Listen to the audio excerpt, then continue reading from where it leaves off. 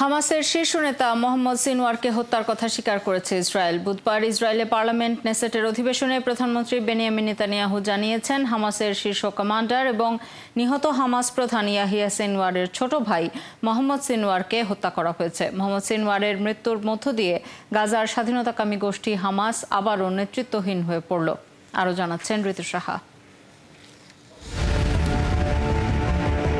অন্য সব হামাস নেতার মতো কাতারে বিলাসী জীবন নয়, বরং ফিলিস্তিনকে স্বাধীন করার জন্য গাজায় লড়াকু জীবন বেছে নিয়েছিলেন হামাসের শীর্ষ নেতা মোহাম্মদ সিনওয়ার। উপত্যকার সশস্ত্র আন্দোলন বন্ধ করতে $200 কোটি প্রস্তাব দিয়েছিল যুক্তরাষ্ট্র। মিলেছিল পরিবার পরিজন নিয়ে বিলাসবহুল জীবন কাটানোর সুযোগ।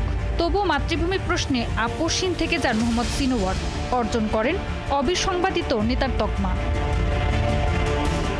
হামাস নেতা ইয়াহিয়া সিনওয়ারের মৃত্যুর পর নেতৃত্বহীন গোষ্ঠীটির হাল ধরেন তারই ছোট ভাই মোহাম্মদ সিনওয়ার।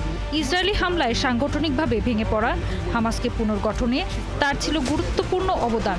তার অবদানে গাজায় আবারও সক্রিয় হয়ে ওঠে স্বাধীনতাকামী এই গোষ্ঠীটি।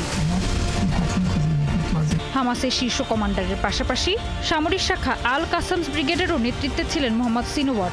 ইসরায়েলি হামলায় মোহাম্মদ দেইফের মৃত্যুর পর এই ভূমিকায় অবতীর্ণ হন তিনি। শোনা যায় বড় ভাই ইয়াহিয়া সিনওয়ারের দ্বারা ব্যাপকভাবে প্রভাবিত ছিলেন তিনি।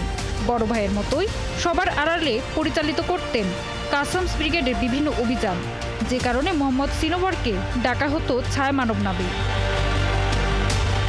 মধ্যপ্রাচ্য সফরে যখন মার্কিন প্রেসিডেন্ট ডোনাল্ড ট্রাম্প, ঠিক তখন মঙ্গলবার এই জনপ্রিয় নেতার অবস্থান লক্ষ্য করে গাজায় ব্যাপক হামলা চালায় ইসরায়েল।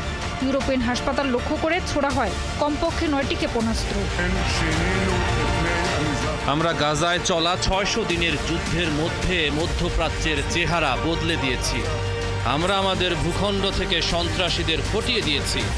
শক্তি প্রয়োগ করে গাজা উপত্যকায় প্রবেশ করেছি। হাজার হাজার সন্ত্রাসীকে নির্মূল করেছি এবং দেইফ, হানিয়া, ইয়াহিয়া সিনওয়ার এবং মোহাম্মদ সিনওয়ারকে নির্মূল করেছি। আমরা অসংখ্য সন্ত্রাসী অবকাঠামো ধ্বংস করেছি। ফিলাডেলফি রুট, রাফা ক্রসিং নিয়ন্ত্রণ নিয়েছি।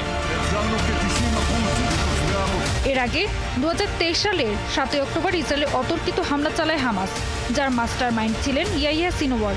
এরপর ইসরায়েলের ভূখণ্ডে ঢুকে এলোপাথারি গুলি চালিয়ে 1200 জনকে হত্যা করে হামাস এবং জিম্মি হিসেবে গাজায় ধরে নিয়ে যাওয়া হয় 251 জনকে। হামাসের এই হামলার জবাব দিতে এবং জিম্মিদের উদ্ধার করতে সেদিন থেকেই গাজায় অভিযান শুরু করেছে ইসরায়েলি বাহিনী, যা এখনো চলছে। ঋতু সাহা, 71।